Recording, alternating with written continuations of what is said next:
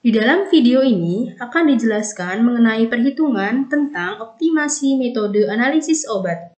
Adapun tujuannya yaitu yang pertama memahami langkah analisis obat di dalam tubuh.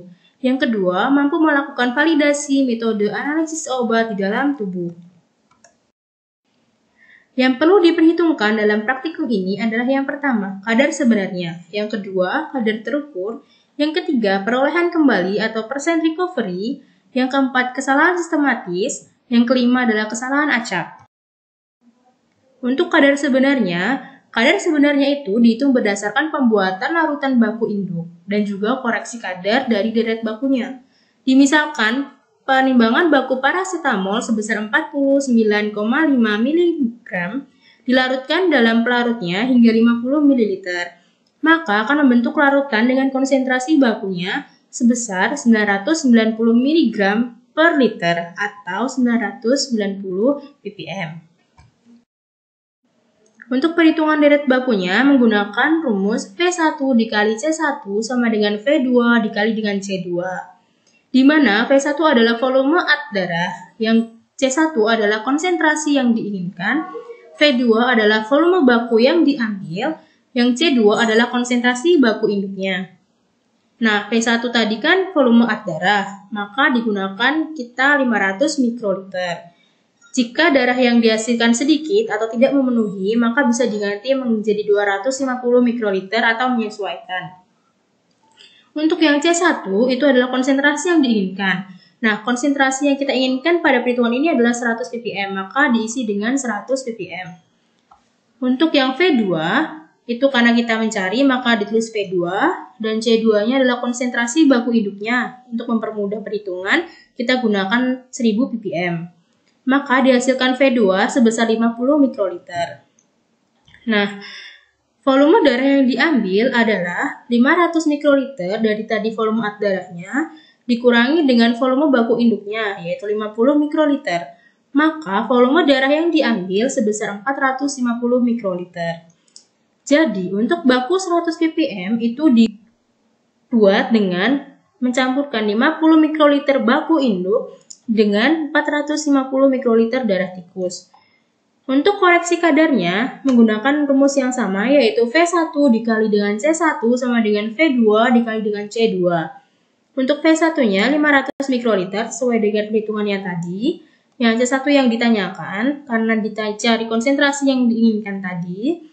Yang V2 adalah 50 mikroliter sesuai dengan volume baku yang diambil.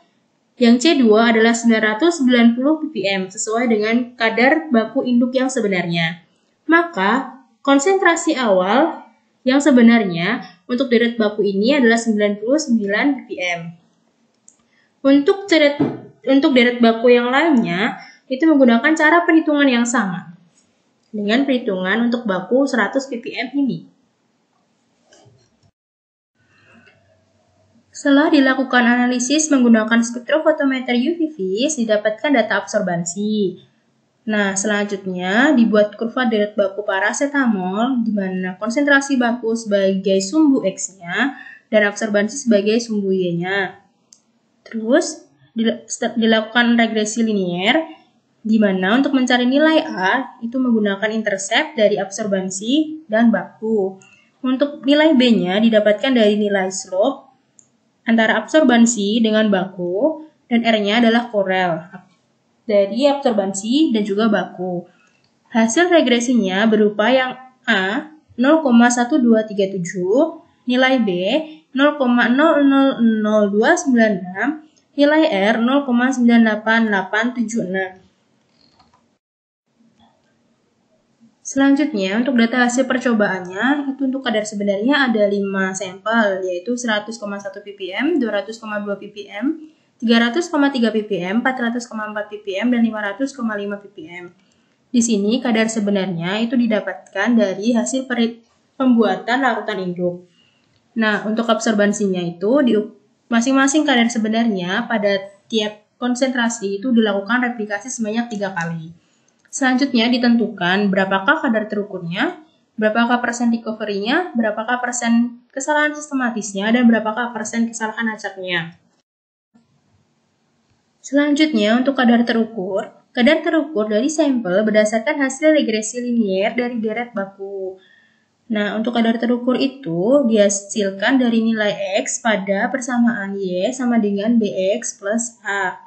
Dari perhitungan persamaan deret baku sebelumnya didapatkan hasil Y sama dengan 0,000296X plus 0,1237, di mana Y sebagai absorbansi sampelnya 0,000296 sebagai B atau nilai slope-nya, dan X sebagai kadar terukurnya, sementara 0,1237 sebagai nilai A atau intercept-nya. Selanjutnya, untuk persen recovery-nya, itu adalah nilai perolehan kembalinya, di mana digunakan rumus P sama dengan kadar terukur dibagi dengan kadar sebenarnya dikali dengan 100%. Diketahui sebelumnya bahwa kadar terukur dihasilkan dari perhitungan regresi linier, sementara kadar sebenarnya dihasilkan dari perhitungan konsentrasi larutan induk.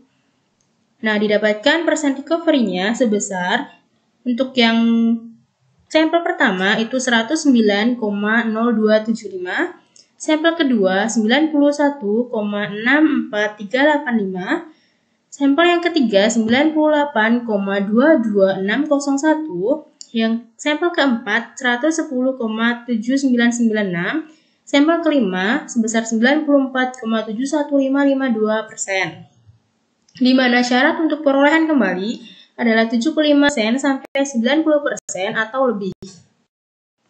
Selanjutnya, untuk kesalahan sistematis. Kesalahan sistematis ini disebabkan oleh adanya pengaruh-pengaruh dari praktikum atau selama proses praktikum di mana faktornya diketahui.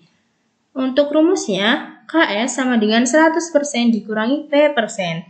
Diketahui bahwa P% adalah recovery-nya.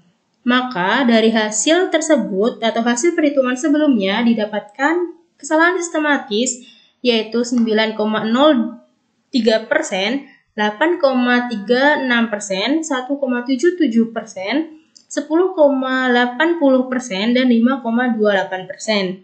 Di mana untuk syaratnya itu adalah tidak lebih dari 10%. Untuk kesalahan acak, ini hampir sama dengan kesalahan sistematis. Bedanya, untuk kesalahan sistematis itu diketahui faktornya, sementara kesalahan acak tidak diketahui bahwa faktornya dapat dari mana.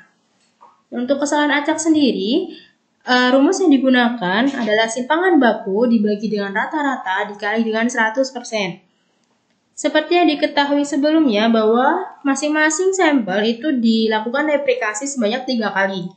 Sehingga kadar terukur untuk tiap sampelnya ada 3. Itu dilakukan simpangan bakunya atau nilai SD-nya dicari, dan juga nilai rata-ratanya. Terus dimasukkan ke dalam rumus sehingga diperoleh kesalahan acak sebesar 5,53% untuk sampel yang pertama, untuk sampel yang kedua 3,25%, sampel yang ketiga 8,32%, sampel yang keempat 2,34%, dan sampel yang kelima 0,71%. Syaratnya masih sama seperti kesalahan sistematis, yaitu tidak lebih dari